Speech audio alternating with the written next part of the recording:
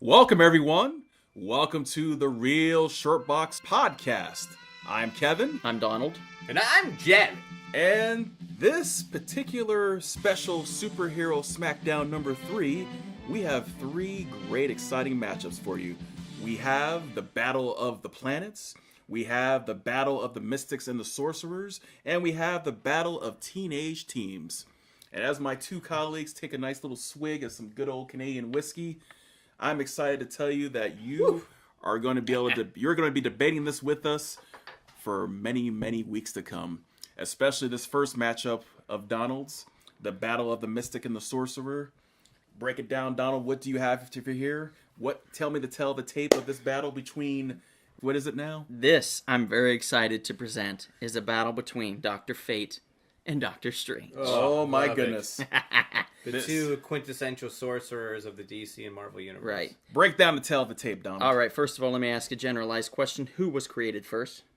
I believe it was Dr. Fate. I would go Dr. Correct? Fate hands down. I believe You are correct. He was a Golden Age character. Both of you are correct. It is Dr. Fate. Dr. Fate came first. First By is like usually 20 years, right? better when it comes to that kind of thing, but we'll see. All right, a little bit of the history of Dr. Fate. Dr. Fate goes by the name of Kent Nelson. It's a nice, strong American name, Kent Nelson. Yes, it is. He was the son of an archaeologist named Sven Nelson. Nazis. I'm sorry. Well, actually, this takes place around the year 1920. The 2 of them were exploring, and they were exploring a valley of, I think it's called Ur in Mesopotamia, and they came across an underground pyramid.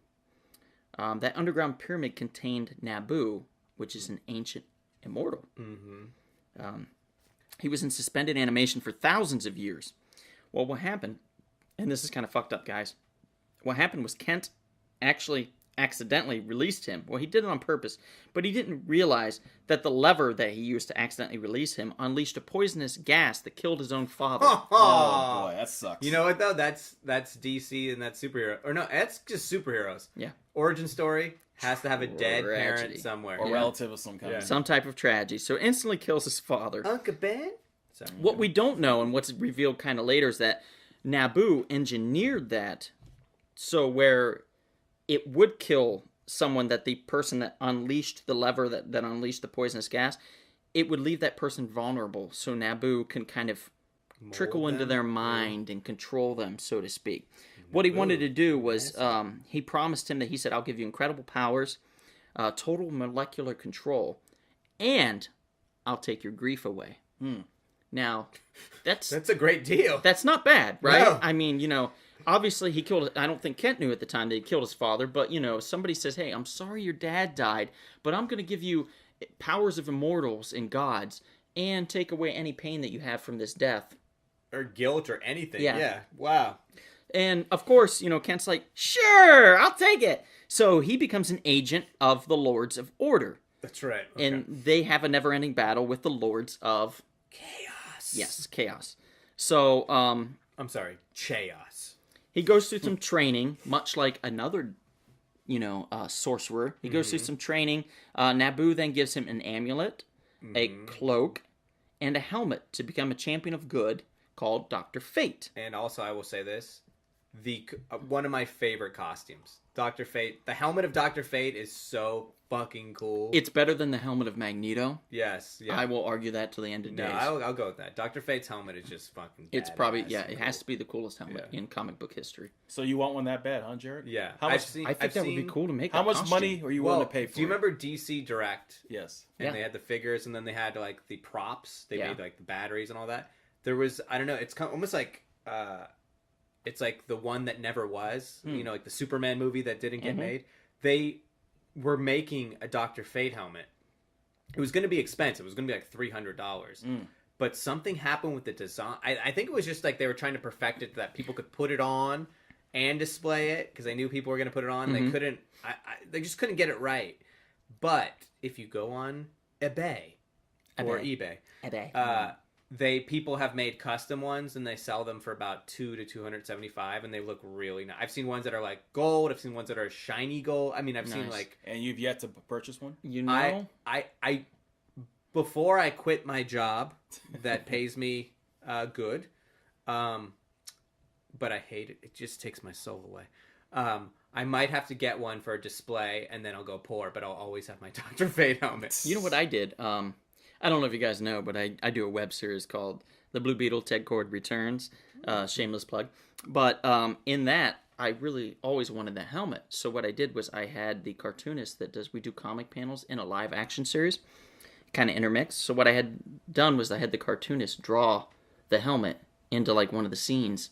And then later we reveal Dr. Fate appears. Oh, awesome. And he's got the helmet and stuff. He just looks so cool. So while I couldn't afford at the time to buy the helmet, I probably could now if I wanted to, but I don't know if I have the room, to be honest. But although it could go cool on that guy. Yeah, exactly, yeah. That would look cool on that bust. Little mannequin head. I have a mannequin bust for no reason whatsoever.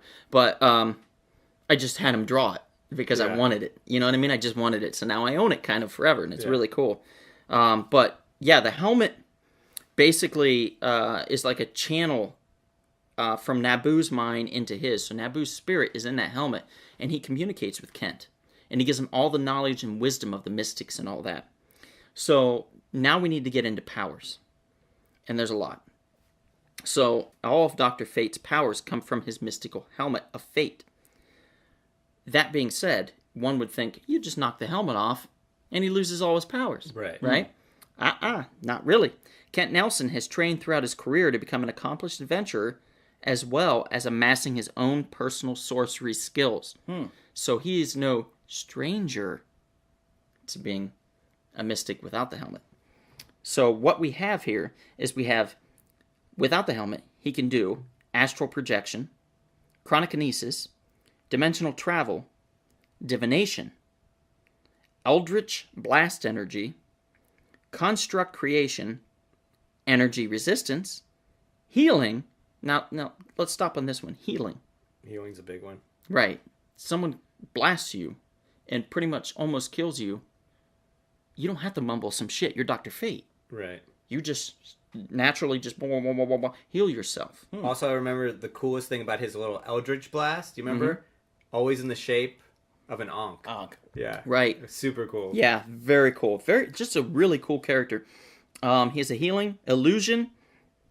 He can cast invisibility, the magnetic spectrum, invisibility. He's got mind control, molecular reconstruction. That's huge. Right.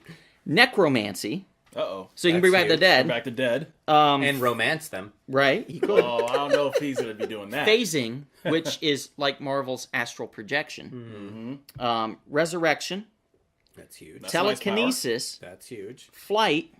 Enhanced strength. Enhanced speed. This guy has it all. The only thing that is his weakness is that helmet. Like, some would say that if he lost his helmet, he wouldn't have a lot of powers. But as we see, courtesy of our friends on Superhero Database, that he does have a lot of powers even without his helmet. And he is a force to be reckoned with. And one might say one of the toughest characters in the DC universe. Oh, by far. Also, I gotta say, I'm a big proponent of like the helmet theory, of like could it get knocked off? And now I'm thinking of a Marvel character, Juggernaut. Juggernaut's whole thing was the only way to beat him was to finally get his mystical helmet off, and some telepath attacks his mind. But that's never an easy feat because it's like mystical armor, it's mystical, and this is the same thing Also, with the Dr. thing, the Fate. gem of Cynorak or whatever Right. it is, So we go next to our homeboy, Yes. Steven. Dr. Stephen Strange. Now, I'm gonna break it down for you fellas. All right. Because I'm feeling a little frisky and I had a little whiskey. All right. But let's go with a little early life of Doctor Strange. Most people know Doctor Strange now. They saw the movie, or they read the comic, or they seen him in animation. He's Benedict Cumberbatch. Yeah. What we might not know so well is his early life. So what happened when Stephen Strange was little? The Mystics kind of knew that he was going to be selected. Oh, he was like a chosen one. Right, he was a chosen one. Carl Mordo, Baron Mordo? Baron Mordo, he knew this. He had this information. So at the age of 8, he beset him with demons. That's If you messed can up. believe that nonsense. Yeah. That's messed up. So basically, he kind of cursed him at a young age. So he would wash out and not become Doctor Strange. Or at least he tried. How much older was Baron Mordo? I don't know. I mean, I would He was imagine in his 20s. He was just a creep. Right, he might have been older, and he also might have already, if he would have already had those powers, so he'd be kind of immortal, Right. and could live forever, much Right. like Strange is, so to speak. He can live for a long, long time. So basically, here comes the tragedy, and there's a lot, guys. So brace yourselves. I never knew about this little. Yeah. Okay. He has a brother named Victor, and he has a sister named Donna. When he was little, him and his sister was swimming. She got a leg cramp, and she drowned. Oh, sorry. Yeah. So that was the first death. Jesus. So basically, the fact that at the age of 11, then we bring in that before she drowned, he helped her from an injury, and that's what kind of fostered his medical prowess, or wanting to do that. So he goes into medical school. He becomes very arrogant because he gets his degree in record time. Then his mother dies. So it's one after another. Yes. So his mother dies. He finds the love of his life, Madeline, by the way. It's my daughter's name. Yep. So he finds the love of his life, Madeline, and then she leaves him due to his increasingly materialistic nature. Well, that's how I trained my daughter to be. So his sister dies when he's young. His mother dies. His girl leaves him. And then guess what? Car accident. His father dies. His father dies. Okay. Okay, so his father dies. Wait. He's Doctor Strange is crippled with grief. He You know doesn't who is know it? Dr. Kent Nelson. He's not crippled with grief. He doesn't know what to do. You know what I mean? So basically what he does is he just kind of falls away from it all and kind of retracts. Well, his brother doesn't like that. He's like, why weren't you around during the funeral? Why didn't you help? Why didn't you do this? So his brother comes to confront him. They get into this big argument, and his brother runs off, crosses the street, and he dies. It's like some Pet Cemetery shit. He gets hit by a car. Jesus. Final destination. And dies. So Steven's obviously racked with guilt. So his family's like eradicated. Right. Jesus. So what? Christ. This is the best part. What Steven does then is he places his brother's body in cold storage, hoping for future breakthroughs to revive his brother. Him which, and Walt Disney. honestly, I can't say if that ever happened in the comics. If he really tried to revive his brother. He does. Does he? Does. There's remember the whole Doctor Strange where he kills all the vampires? Yes. I Great was story. collecting One that of the run. best. Yeah. In the 90s, there's a story where all the vampires are coming back, and his brother comes back as revived as Baron Blood. It's a good story. Yeah. Wow. Baron Blood. I Yeah. just got Wow. his first appearance Yeah, here. it's called like the Vampire Curses or something. It's a good story. It's like a good later on Wow. sequel to that one, and it's his Wow. brother. Yeah, That's a good one. Wow. Wow, Okay, that so just that's made good that we me- tied that together. yeah. Okay, so his brother does come back as the second Baron don't- Blood, I guess? Yeah, I don't know if he survives or whatever, but he does come back. So now we lead to the car accident, which we all know. He severely injures his hands. There's nothing the doctors can do, so he goes to see the Mystic. And what he finds out is that Baron Mordo is trying to usurp the Mystic and become the new Mystic. Sorcerer New Supreme. Sorcerer Supreme. And so Doctor Strange, he wants his hands fixed, and the Mystic says, no, I can't do that, but I can teach you how to use your hands for magic, for good. It's the ancient one. He declines it. Right. He declines He's the like, ancient no, one. just the hands. He declines the ancient one and says, no. So he goes to leave, but there's a snowstorm, so he stays. And then he sees what Baron's trying to do, so then he goes back to the ancient one and says, you know what? I don't like this guy. I'm going to help you teach me. So he gets taught. So basically, now we get to go to powers. And this list is endless, gentlemen. Yeah, Strange is all over the place. Doctor Strange is the source supreme of Earth's universe. He has unparalleled mastery of the mystic arts, which he uses to defend the reality from otherworldly threats. He has primary magical patrons, entities known as Vishanti, Agamotto, Hoggoth, and The hoary hordes. What is it? The hoary hordes of Hoggoth. Hoggoth. and Ashtur. Rare occasions he would call upon a demon called Dormammu, although he did not know he was calling upon a demon at the time. So he would often call upon Dormammu until it happened to be that Dormammu was the man that was trying to... didn't go well. Yeah, it did not go well. So yeah, everybody knows Dormammu, I would hope, by this point in time. Often stated that he could kill a mortal with the twitch of a finger, and that he was the mightiest magician in the cosmos. I would put that up with Dr. Fate, I would say. So his universal source is manipulating the ambient mystical energy around him. What he can do is create energy bolts. I mean, Dr. Fate used Onks, and Dr. Strange would do these mystical energy bolts. And they both did the sign language sign of love. Oh, yeah. Whenever they would do their... That's true. So Dr. Strange also has invisibility, intangibility. He can phase through solid material. He has mystic bolts of banishment. Only possible if his magic is greater than that of the person he's trying to banish. Mm-hmm. Which could come into play if he was battling someone, say, like Dr. Fate. Yeah. He instantly just tries to banish him to get him out of his way. That might Dr. just be Fate nullified, might be more powerful, nullified. Transmutation, telekinesis, flight, teleportation, protective shields, time manipulation, dimensional travels, conjuring of objects, absorb nearly all forms of energy. By sheer force of will, he can take the power of another entity. That's a big one. Yeah. He also has telepathy, hypnotism. He can do illusions, and he has universal awareness by performing meditation. He can sense anomalies in time and space, which means he could sense if Dr. Fate was coming for him. Right. His weaknesses are strange. Doctor Strange. Science-based weakness. He is weaker against strictly science-based opponents, which is fascinating. Iron Man or something like that? So like Mr. Fantastic, Right. Iron Man, somebody that creates something, can possibly Give him trouble. His incantations and gestures depend on his spoken word and his mystical gesturing. So if he was to be gagged and bound, He's not he's of any use. not of any use.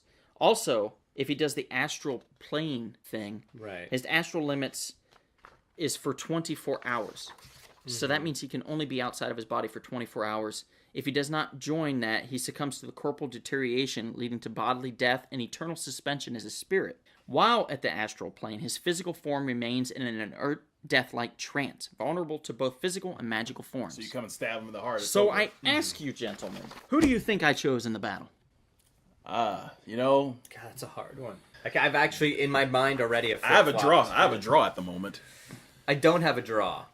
I don't think it's going to end in a draw. I do think it's one of those ones that it could, like... Kind of like the last one we did with Resurrection Man and Yeah, Legion. like, It's gonna go back and forth. But I think somebody wins like 9 out of 10, or 6 out of 10 times. I will say maybe Strange wins 6 out of 10 times. I do like to go with the classic characters, and it's really hard for me to go against Dr. Fate. I'm going with Strange only because Strange is completely... It's him. It's his power. Yeah. Naboo controls at least a part of Kent Nelson, if not more so. And if Strange can use his power to separate Naboo from Kent, Kent only has the knowledge he's gained outside of Naboo. Right. Or just the straight fact of, like, it's one person against a split personality, Right. So, yeah, I go Strange. I as well went Strange. Nice. All three of us in here. agreement. Now, gentlemen, here comes the surprise. Okay, here's the twist. Now, suddenly, we have another contender. Okay. John Constantine Well. steps into the realm. Well. John Constantine. Now, I'm not going to go too much into his backstory. John Constantine's just John Constantine. He's a son of a bitch. But let's just go to his powers. He has tainted blood. He's demonically tainted. It's my favorite 80s song. Tainted blood. Initially by a blood transfusion from the demon Negril, and later by sex with a succubus. Well. Go figure. Don't ever have sex with the succubus. So that is a mechanism of defense when he goes up against vampires. So if you put him against Blade, John Constantine would win. Right.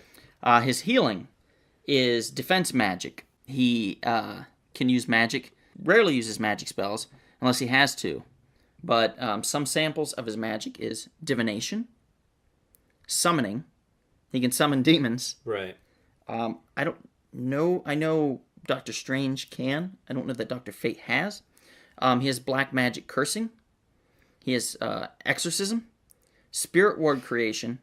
He can also write sigils on his body to protect him from magic attacks and possessions. Mm-hmm. Realm travel, gollemancy, which he can just raise a golem to do his fighting. Occlumancy, he can erase memories or mind control. Mm-hmm. He has necromancy, just like pretty much anybody else, apparently. Illusion, make people think there's someone else. He's a master manipulator. He's a master tactician and strategist. And he's proficient in hand-to-hand combat. He also uses stealth, and he has possession resistance, as well as arcane knowledge of the occult. So he can use oftentimes some type of device or piece of history, like some type of precious artifact, to use against someone else of magical powers, or maybe not of magical powers. He's also a chronic smoker. Right. So, the reason why I brought John Constantine into this after, because we've already defeated Dr. Fate. John Constantine's not the kind of guy to step into a fight right away. Right. He will stay back and see who beats who, and then he'll step in. So, Doctor Strange, already kind of tired from fighting Dr. Fate, Right. faces John Constantine, who at this point has already written sigils all over his body to protect himself from magical attacks. He will summon a demon to make a deal, and he'll find a way out later. But he will do that. Doctor Strange might not want to do that because he knows the repercussions. Right. Constantine has no conscience. That's something demon. Right. I've learned over the years with reading John Constantine's stories. Doctor Strange has a huge conscience. Mm-hmm. He's an arrogant son of a bitch, but he has a conscience. No, he's definitely, he's evolved from John Constantine's arrogant, and he has none. Yeah. I think in this one, John Constantine takes Doctor Strange. So using that chess versus checkers theory, this is where Constantine, who has no qualms about stepping over the line, Right. would be I don't able to win the necessarily win. see... I definitely see your points with that. I don't even see a battle going on. I just see Constantine and Strange... Strange just going like, I'm not even gonna fucking deal with this. Like, I'm done. I just had an epic battle with Dr. Fate. You are too much trouble for me right now. And Constantine just kind of being like, all right, fine, so, like, I won? You know, kind of thing? Like, so then I won. Like, Strange being like, fine, you won. Just like, I'm not doing this anymore. That could easily go with the Legion versus Resurrection Man theory that I had, where Resurrection Man would be like, you know what, I've had enough of this, I'm just walking. Exactly, right. Yeah. I could definitely see that. But if they were forced to fight, I could definitely see John Constantine overcoming him, taking Doctor Strange. At that point, I mean, after that battle, I don't see that. Now, piggybacking on that, let's say all three men come fresh into the fight. Then what happens? John Constantine hides. He's sneaky and What if he's he already has sigils on his body to protect him from magic. Basically, all he has to do is bunker down and not take any of the heat. And Strange and Fate can't break through that? Fate is going to fight Strange because he's the biggest threat at the time. And Strange can't break through Constantine's defenses? I can't see how. I mean, if you've actually carved or drawn sigils onto your body, it's hard to break that. And unless he makes some type of deal with Dormammu, in which case Constantine could have already made a deal with another demon to counteract that. I think Strange is by far more proficient and powerful. He's more in powerful, using his powers, for sure. But Constantine is cunning, will play dirty, sneaky, and doesn't have any bones about breaking rules or anything like that. So if we went to battle these three, who would you take, Kevin? You got me thinking about the Constantine edge. But for some reason, I just feel Doctor Strange, who is the brilliant man, such a brilliant man. Maybe not as crafty as Constantine, but Strange is a brilliant man. He plays chess, you know. Although Constantine's playing chess too. Constantine's British. Yes, he's British, of course. He's gotta be smart, right? He's gotta be smart. He's got the accent. I could see Strange also pulling the old Hulk thing of just being like, I'm just gonna banish you to a fucking bar, dude. And then Constantine's just like, all right, fine. I'll just have some drinks. Yeah, he could do that. He could just teleport him somewhere. Yeah. I don't see Constantine having the heart, or the drive to want to. And what a Strange teleported Constantine in a very horrific area. Let me throw something else in a out horrific there. dimension. Let me throw something else out there. John Constantine is almost always in possession of the House of Secrets. That's true. Yeah. The House of Secrets is itself a entity. So he already has a backup. All he has to do is lure Doctor Strange into the House of Secrets, which he would do. He's arrogant enough, he would follow him right in there, and then he has him. The House of Secrets has so many traps and magical blockings. I'll say Constantine just because he's got no scruples. So he definitely doesn't. Yeah. Constantine is a great character, so I see your logic in this, you know, where Strange has a certain morality, a certain line he won't cross, where Constantine's like, I don't care. And I get it, that pound for pound, Doctor Strange outmatches Constantine, but Doctor Strange is not as crafty as Constantine. Constantine, in your opinion, he's going to be a couple of moves ahead. I think he will be. I think Constantine will win the day against the two of these other guys, against Dr. Fate and Doctor Strange. He'll just let Dr. Fate get destroyed by Doctor Strange, and then he'll step in when Doctor Strange is weak. But without the surprise attack, we're all in agreement. Doctor Strange beats Doctor Fate. Yes. Right. Without the surprise attack, definitely Doctor Strange beats Doctor Fate. Yes, hands down. So we have Doctor Strange against Doctor Fate. All three of us agree to that. And Constantine beats out Doctor Strange. We have 2 for that and 1 against. I'm still shaky. Still shaky. Okay.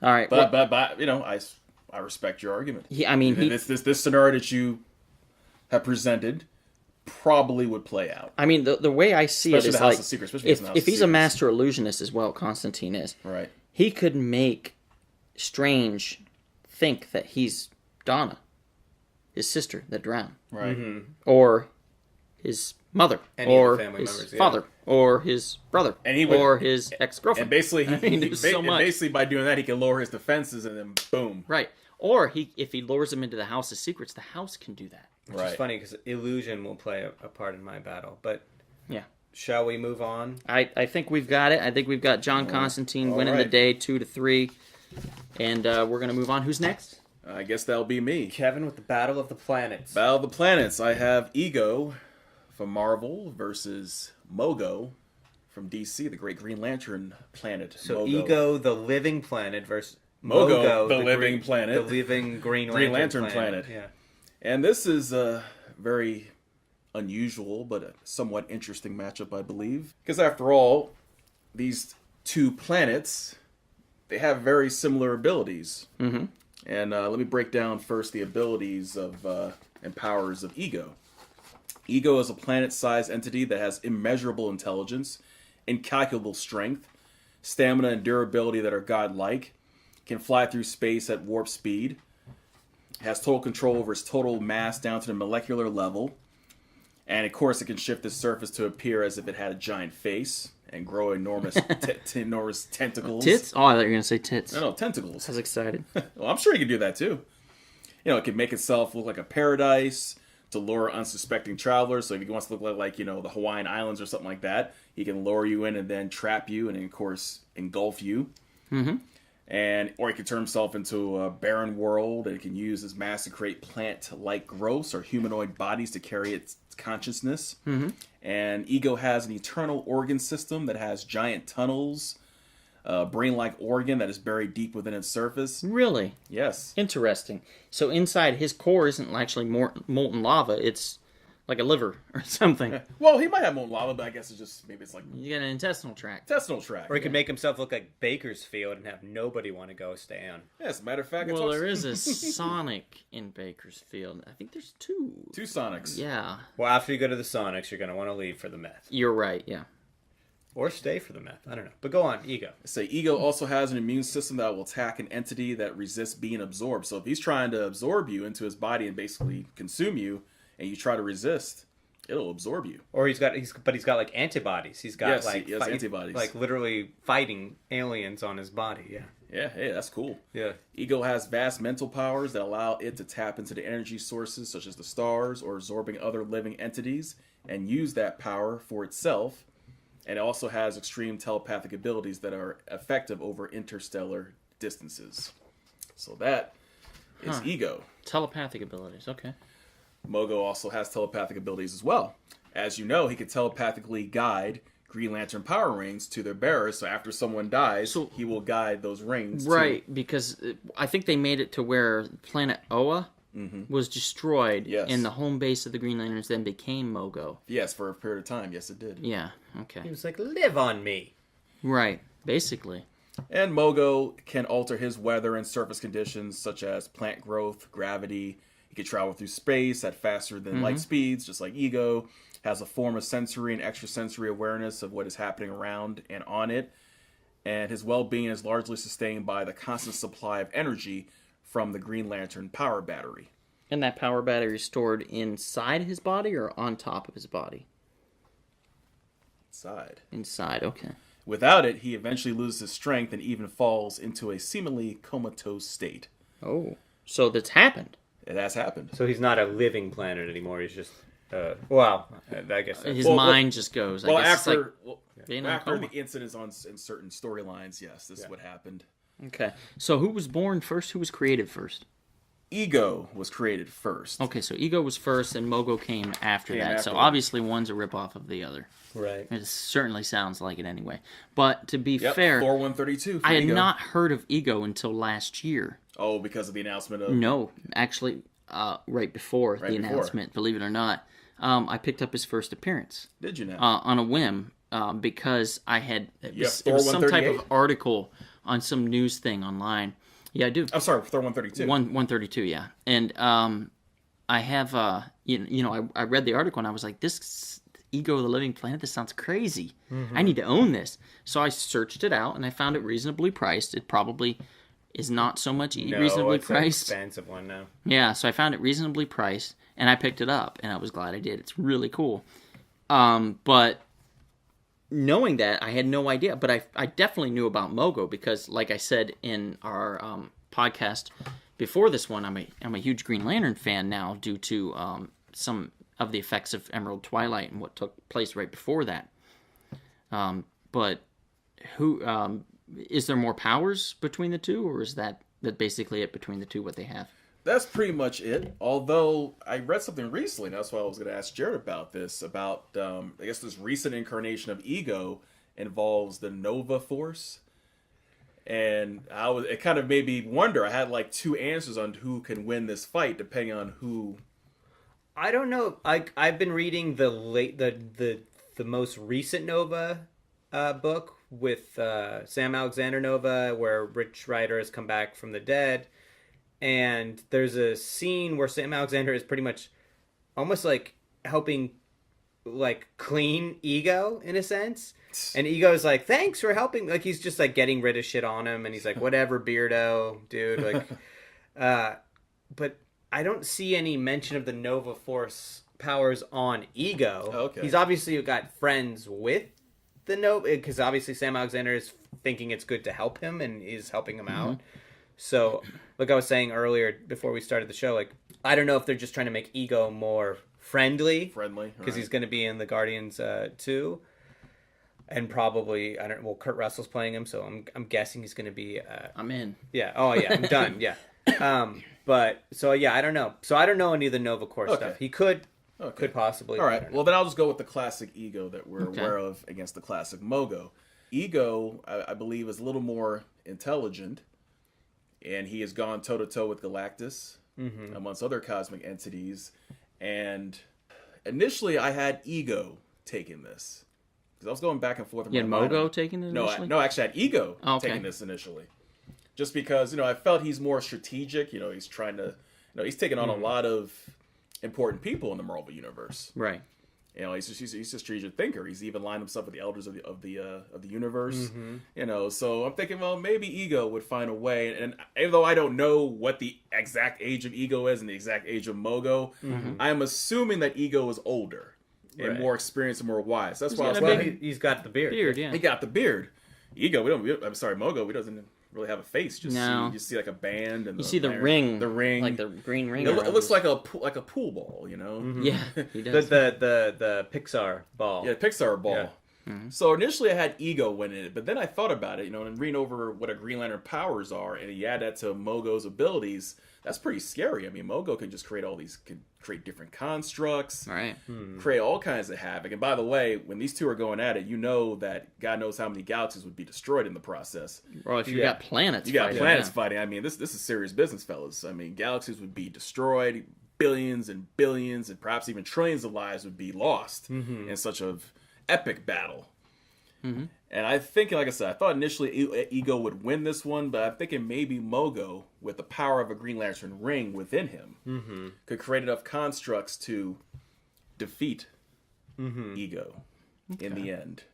Well, I too was actually in your descriptions bouncing back and forth, which is fun. Just so you guys know, listening, we don't really tell each other the battles until literally right before. So it's kind of like in my head, I go back and forth on things. I was going Ego up until I was going Ego because he's more nefarious. Yes. And he at least he gives off the idea that he's more experienced. But Mogo is a planet. By itself, I would say if it was just Mogo, the planet, versus Ego, the living planet, Ego wins. Ego. Mogo is a Green Lantern planet. Yes. Green Lanterns are only bestowed that power of the ring or whatever. If you have great willpower. If you have great willpower. And one thing I forgot to mention, Mogo took out a bunch of Black Lanterns. Whole army of Black Lanterns absorbed. Which is like zombie Green Lanterns. Yes. Right. Yes. So I'm going Mogo because he's got the Green Lantern will, the will of a planet. Yes. Right. Going against a bearded planet. Yes. Like, yeah, he's basically like Ego's abilities, but with a freaking Green Lantern ring. Right. That's why I brought up the whole Nova Force things. I heard something about that, and so I figured, well, man, if Ego has a Nova Force going against the Green Lantern, So Mogo, I'm like, well, this makes things a little more interesting. let's assume that it's not a Nova Force, but Okay. he has the power of the Nova Core backing him. Mm-hmm. In which case, I would say it's negated because of the Green Lantern Core backing Yeah, Mogo. they'll just Right. be fighting each So other. one Right. just negates the other, and in which case you would still have Mogo with the Green Lantern ring, Yes. and Ego without. Now, here's something that we haven't brought up yet that I think is vitally important. Mm-hmm. Mogo was destroyed, like And about 2 years, 3 and years so was ago. Ego. Ego was also destroyed at some point. Completely destroyed and reconstituted himself. Yes. Basically, just reformed himself. I did not know about Ego being destroyed and being And do the reformed. same thing, yes. So these guys can do the same thing. So that kind of negates that then too. So that destroys that idea in my head. Which leaves me just with one thing to basically say that one would outpower the other is the fact that Mogo has the ring. Mm-hmm. Ego does not. The other thing I'm thinking, and you can correct me if I'm wrong here, but Mogo has also been home, more hospitable, I would say, to many different cultures and races. Yes. And could have gained much more knowledge Yes. of tacticianary ways. Yes. He could have learned both very well Yeah. through the That's true. people just staying on his planet, where Ego Ego always seems very single-minded. is just leave me alone, I'm smart enough. Mogo's at least smart enough that he acts as a therapist Yes. oftentimes for these heroes, learning from them Yes. and working with them, thereby getting into their head and knowing the mind of other things. Mm-hmm. Other things that may have at some point run into Ego. Mm-hmm. So he might know more about Ego than Ego knows about him. That's a very Right. good point. Mogo, in some sense, is almost like a, like I said, like a therapist. Like yeah, a therapist, definitely. Yes. So I would say because of his knowledge and because of his ring power, I definitely give it to Mogo, hands down. Ego, I love your beard, but you don't stand a chance. So that's Now, three for Mogo? That's a now look at that picture. That's a very angry man right there on that face. Oh, no, Angry Ego's Planet. badass. Look, I love very, Ego. very angry planet. You know. Very. I was first introduced to Ego in, I always had the Marvel Universe Deluxe, comics that always had, I was super obsessed with those. But as a character, like a three-dimensional character in the Fantastic Four 90s cartoon, they had a really cool episode with Thor and Ego and Galactus. It was really good. Nice. So Mogo the Guru takes it. Yeah. Mogo, all three. All right. All right, so our last and first team battle, I chose the original New Mutants versus the original New Teen Titans. Yes. Well. So- Now that's interesting. The battle of the new kids on the block. That's great. So, as far as Oh. members, I literally went with issue number ones, and then I kind of let me just say on the cover of New Teen Titans number 1 was Kid Flash, Cyborg, Beast Boy, Raven, Wonder Girl, Robin, and Starfire. So that was 7 people. On the cover of New Mutants number 1 was Cannonball, Wolvesbane, Sunspot, Mirage, Daniel Moonstar, and Karma. So that was 5. So I said, okay, well, who are 2 other New Mutants that came along relatively soon after that could kind of even the odds. So I chose Warlock and Nice. Magic Ileana Rasputin. It's a good team. Very Okay. good. So what I did with this battle is I just kind of put it in like these two teams just appear at one place. They have to go at it. They're going to go at it. So people are going to kind of match up really quick. First matchup I have is a quick one. You're going to be like, wait, what? Karma versus Starfire. Uh-huh. Karma has the power of mind control. Starfire has flight, super strength, and her big power is she can project this kind of almost like heat energy. This goes quick. Okay. Karma takes over Starfire's mind. And that's Starfire is now on her team. That works. Oh. That sounds kind of like, oh, that's cheap. Trust me, we're going to get deep into this. Next up, I've got Kid Flash versus Cannonball. Mm-hmm. Now, Kid Flash has got super speed and all the powers that go along with that. Cannonball could create a force shield and propel himself at vast speeds, and that force shield allows him to have kind of super strength. He uses it literally to become a human cannibal. Exactly. Now, I actually read New Mutants more than I read New Teen Titans, and Cannonball, and then I'm going, just so you guys know, I'm going with these characters in their virgin states. Early stages. Yeah, The their powers early they had stages, then. the powers they had then. Now, I don't know if you guys remember, but Cannonball had a problem. Drinking. No. He was a good boy. Sam Guthrie was a good country boy from Kentucky. Yeah. But he had a problem with his powers that he always had a problem doing something. Peeing. Aside from peeing, Okay. turning. He always had a hard time turning. Okay. Because he would charge at something and he couldn't turn. All right. So I imagine this battle going Kid Flash. something like Kid Flash, Yeah. running around, dodging. Cannonball can't turn at one point, crashes. His force shield goes down. Kid Flash, boom, Bam. boom, boom, knocks him out. He's done. Okay, I can see that. So Kid Flash wins that one. So far we have Kid Flash beating Cannonball, Karma beating Starfire by way of mind control. Then here's one that's going to be up for debate. But to me, it's kind of a no-brainer. Okay. And just so you know, these are going to go into second rounds and into a third round. Warlock versus Cyborg. Cyborg at this point, Ooh. yeah. Cyborg at this point had, I believe he could create like a white noise with his sonic disruptor. He had this he had super strength. Warlock, on the other hand, although he was a sweetheart and very good and went against his race, could assimilate anything.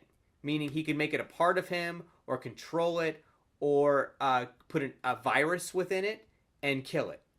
So honestly, this is kind of almost like the Karma Starfire thing. I see Cyborg, and this is young Cyborg. Later on, Cyborg becomes like almost like Omega level superhero, where he can put his computer into anything and blah blah blah. I see Warlock. If we're going brutal, Warlock assimilates Cyborg, and Cyborg's just literally a half body dying in the ground. Just to absorb a mother box. Yeah. Then I have Beast Boy versus Wolfsbane. Here we This go. one is another one that goes relatively quick. Beast Boy sees Wolfsbane become a full wolf. He becomes a wolf. They're battling it out, ripping each other apart as wolves. Then Beast Boy goes, wait a second. I could turn to something else. I can become more than one animal. He becomes a fucking ram. Rams her in the head. Becomes an elephant. Takes his trunk, swings her down. Becomes a cheetah and fucking just She's done. tears her apart. She's done. Beast Boy wins that one. Here is... Let's go. We're going to go some interesting ones. Robin versus Mirage, a.k.a. Daniel Moonstar. Robin, as we know, is a great fighter, tactician. He's got all his gadgets. He was trained by the best in the world, Batman. I'm gonna be honest. I'm not too knowledgeable of the New Mutants. I mean, I know some of them. Mirage is not in That's my what I'm saying. wheelhouse. That's what I'm saying. Mirage, this is the fun part of looking up their powers, especially their powers at this point. Mm-hmm. Danielle Moonstar evolves, if you go with her character later on, evolves into a very powerful mutant. She becomes a Valkyrie because the mutants go to Asgard at one point.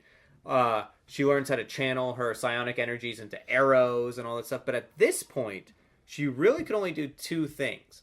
Create three-dimensional images of your darkest fear Mm-hmm. or your greatest desire. Mm-hmm. I see her going for Robin. She doesn't know this guy at all. She's going to go his greatest fear.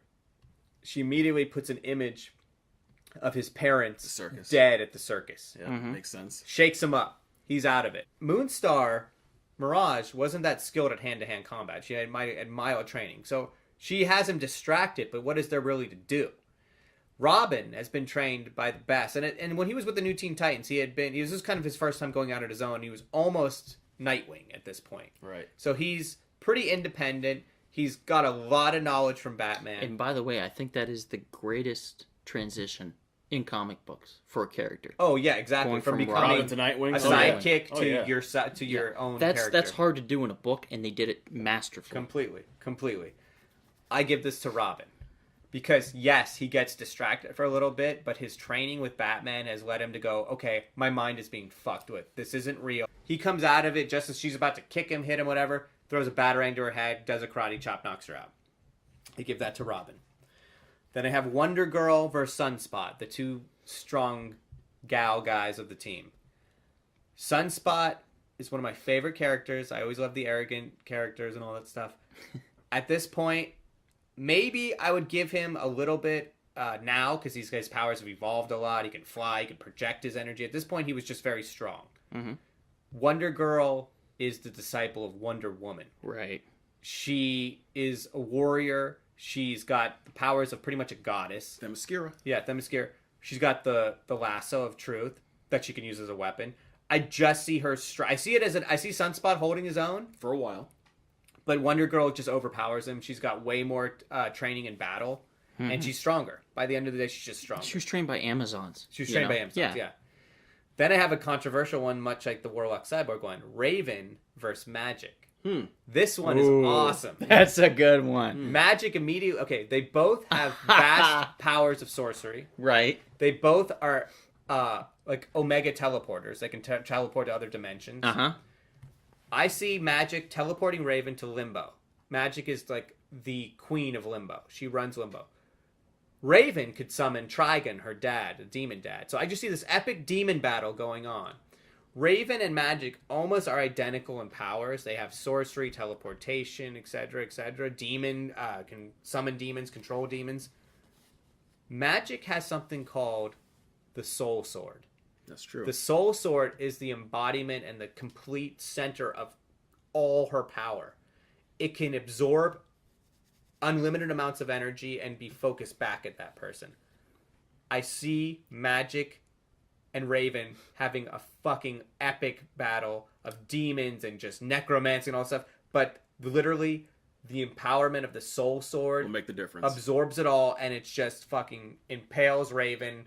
Raven's out, and this is by far the most epic. Yeah. Are you sure that Trigon wouldn't come in time to? I'm leaving them in there, but I want to kind of make it a one-on-one thing. I get but you. I definitely see demons versus Trigon I think is more powerful than Sim or any of the other demons that Right. she holds. It's like in Green Limbo. Lantern Corps, Nova Corps. They kind of negate each other. Exactly. Right? Just throw that out. Exactly. So I'm literally only reason I'm giving it to Magic is by way of Soul Sword. Okay. Fair enough. So right now you have, from the Teen Titans, Kid Flash, Beast Boy, Wonder Girl, and Robin. So that's 4.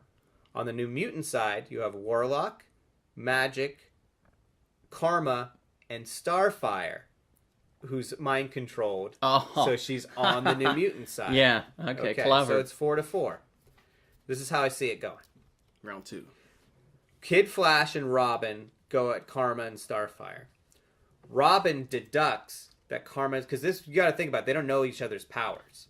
So Robin deducts that Starfire wouldn't just switch like that. Something's happened to her. This Karma girl took her mind over. Mm-hmm. He says, Wally, take her out, quick. She's mind controlling Starfire. Wally, bam, takes out the oxygen from her, knocks her down, whatever. Karma's out. Starfire's released. Released on the Titans. Back on the Titans. Then you have the two heavies, though, of the New Mutants. You have Warlock and you have Magic. And you have them versus a formidable team. Because you still have now Kid Flash, Robin, Starfire, Wonder Girl, and Beast Boy.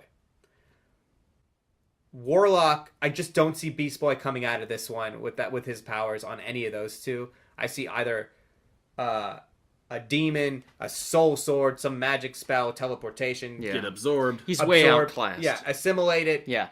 Warlock or Magic kill Beast Boy. He's done. Mm-hmm. You have Wonder Girl now, Starfire, Kid Flash, and Robin. I see Starfire saying, we can't get close to this Warlock guy. He'll assimilate us. He'll do something, whatever his fucking techno shit. She just stands back and just disintegrates, and Barrage disintegrates. Warlock's out. So now it's Kid Flash, Robin, Starfire, Wonder Girl against Magic and all of fucking Limbo. I see Robin and Kid Flash realizing we can't get close to her. She's got this demon power. Starfire can hit her, but she can absorb the energy from it with her soul sword. Wonder Girl, being as noble as she is and being trained as a warrior, says there's only one way to do this. Impales herself on the soul sword, breaks the neck of Magic, killing her, killing Wonder Girl. Oh. Teen Titans win via Kid Flash, Robin, and Starfire. I love it. I love it. That's so good. Man, you know what? The way you described this would be one hell of a crossover I know. story. It literally just popped in my head. As Like if someone actually wrote this, yeah, this would be an awesome story. yeah.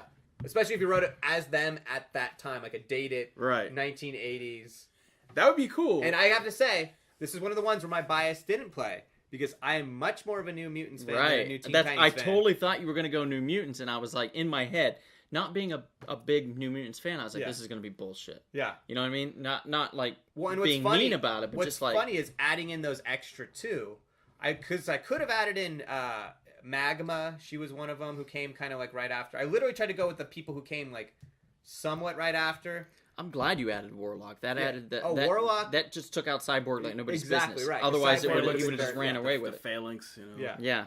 And Magic with the Soul Sword and the demons and all that shit. So like, literally, if it was just that original team if it was cover to cover, they would have been like a fucking New Mutants would have been a stain. Right. But with Magic and Warlock in there, like, it becomes quite a battle. So you had Starfire versus who? I had Starfire versus Karma. Okay, and then who were the other ones? Let's see. I had Kid Flash versus Cannonball. Uh-huh. Warlock versus Cyborg. Beast Boy versus Wolfsbane. Raven versus Magic. Okay. Wonder Girl versus Sunspot. Robin, Mirage, Karma, Starfire. I'm going to argue with two. Okay. And I'm only going to argue not against your final. Right. But against this is just the battles. I might even change my mind on this, but to me, Starfire and who was it again? Karma. Starfire and Karma. Okay, so Karma has mind control. Right. If Starfire is fast enough, or just maybe pretty enough to get in there, right, close enough to Karma, she has what all Temerians have, which is a capability of assimilating languages through physical contact. Right. Which she much prefers to do in the form of a kiss. Right. So if she gets close enough to Karma, gives him a nice kiss on the face, right, she automatically knows his language. Now, how does Karma use his powers? By his thought process. Well, Karma's a girl. Her thought process. Sorry. This is how little I know about the New Mutants. Karma is thrown off automatically by this kiss. Okay? So, but how does she think about things that she does? How does she mind control? She has to think what she's doing.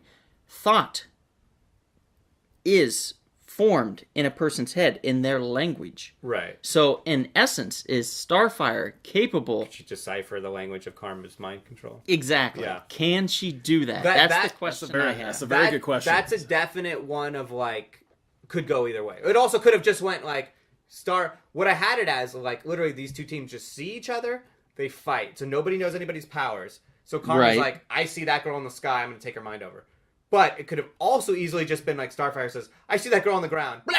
And just blasts her and she's done. Right. Touch, kiss, whatever Yeah. she does. Yeah, that could easily happen. The other thing I have is the Raven magic thing. Oh yeah, I could tell that was. And yet, and I will also say that one, totally could go either way. Right. To me, I know magic pretty well now, having read the I believe it was the all new X-Men run that Brian Michael Bendis wrote, and that's where your boy Kid Cyclops makes his first appearance. Right. They bring all the young X-Men back, so I can see Raven easily getting rid of that sword. Right. Raven is very knowledgeable. She's very intelligent. She knows magic. And strategic. She's very strategic. She knows magic. She knows something's up. she immediately makes sure that that sword's not in the picture, and then it Right. just becomes a battle of the two of them with what magic they possess. With what magic they possess, I feel Raven is much more stronger.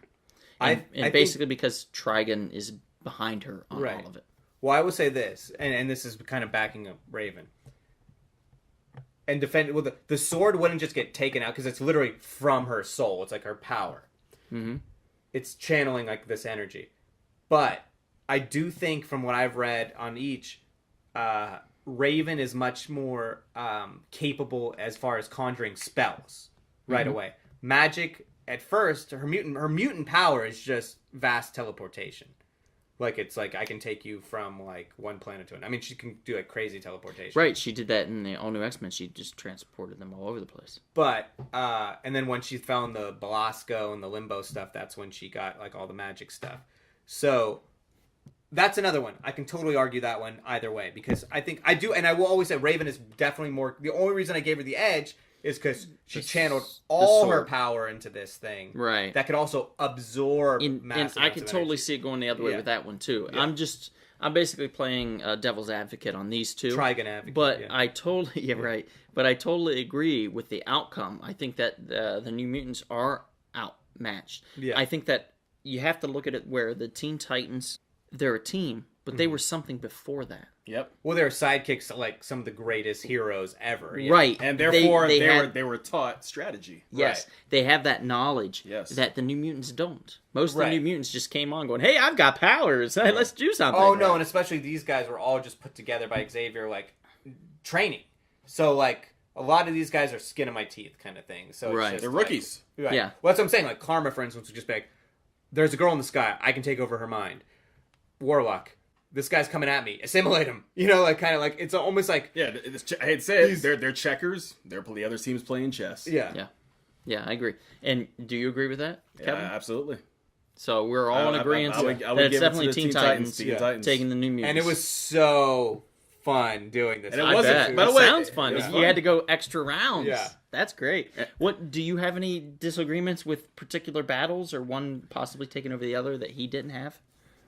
No, to be honest with you, you guys hit the thing on the nail. We hit that head right on. Hit the nail right on the head. It's late, guys. It's late. late. It's after midnight right Yeah. now, to be honest, and we're But still podcasting. this 'cause was- we're crazy. This was awesome. I mean, Yeah, this was an epic one. that Magic versus Raven, they really need to do that. Isn't that perfect? My Yeah. God. I think that would be great. Some of them were just like perfect. I was like, Cyborg Warlock, that's a great battle. Even though like it kind of went quick, it's still a fun one. Like, Now, let me ask you: Can Warlock, since he can corrupt people, like and like basically assimilate them, couldn't he also control Cyborg? I don't think he can control them, but he kind of makes them almost like one of him. It's like a thing. It's like So he can make him one of them and then use the powers of that one against others. Yeah, in some. I mean, when they went into the Phalanx Covenant story, Right. it was like that. It's like they were assimilation Hodge and they were and- like part of it, and What- that's what Warlock is part of. What if he could assimilate the processing side of Cyborg's brain and use that to gain knowledge of the other Titans That's quite possible. and yeah. know their weaknesses? No, Warlock and Magic were like the powerhouses. So of this Warlock one. lasting a second round could give possibly the New Mutants an edge. Well, that's if- what I was saying. Like when it was like when it was Magic and Warlock against like 4 or 5 Titans, it still was a very close battle because. Yeah, I could see that. But Warlock also can shapeshift. He can shapeshift his body into like any form he wants to. He would become like ships. He would become like. The only thing that was hindering Warlock was he was the opposite. He was fighting against his nature. His nature was. You're part of the collective. You're part of the collective, and you're supposed to also take over. The son is supposed to kill the father. His father was the Magus, and when he crash landed and met the New Mutants, they were like, "What are you, and why are you here?" He was like, "I'm trying to flee. I don't want to kill my dad. Like it's just not in my Aw, nature." that's so sad. Yeah, and everybody else was like, in his planet was like, "That's what you do. You kill your father." So the Magus came after the New Mutants, and that's how they found him. But he was just like this one sweetheart of the whole collective. Like he was just like, "No, I don't want to do it." Like. You know, I did get Independent. a pretty sizable run of New Mutants here not too long ago. I should look into New reading Mutants, it. I went and reread from It's also where Legion comes from. Legion. Yeah. No, it was some interesting stuff because it was like the X-Men were at the height. So Claremont was like, I'm going to create this kind of younger team. And it was some really interesting stories, interesting artwork. Obviously, Bill Sienkiewicz or whatever. He they had some really interesting stories. The Legion story. There was like the weird the Daniel Moonstar bear story of like the spirit bear. It was like, it wasn't just like kids, like the kid versions of the X-Men. They did some really interesting stories. And did you know that at one point the Teen Titans, the sales of their books rivaled X-Men? Right. Which is insane to think of now, because Teen Titans, while it's popular, it's not X-Men popular. No. Wolverine projected the X-Men into another realm of popularity, and then certain other characters, a la Deadpool, kind of just boosted that even more. Right. Which is insane. And Teen Titans, they're popular in their own Deathstroke realm. certainly helped them. Don't get me wrong. Deathstroke helped. Yeah. I think it was like the new wave, And the that's version exactly, of Beast Boy. it was in the 80s when the Titans, early 80s, came back. That Also, I will it give was New Teen huge. Titans boost in how beautiful the comic looked. George Perez and then Marv Wolfman writing it. That team was just fucking awesome. Like, they were just a solid storytelling And matter of visual fact, team. I lent Donald my copy of X-Men versus the new Teen Titans. Yes, he did. I have yet to read it, but I'm very And excited to. It's a pretty good story. Yeah, I have to admit, I was a little disappointed that Kevin didn't add Captain Planet into the Battle of the Planets. Well, I actually thought about adding Unicron from Transformers. Unicron. You technically could, because he was probably, There was a I don't know if he comic was, book but of he it. was probably in the Transformers comic. Yeah. Yep. All right, well, that'll do it for us. I'm Jarrett. I'm Kevin. And I'm Donald. Subscribe, rate, review. Just love us, Yes. and we'll see you at the comic shop.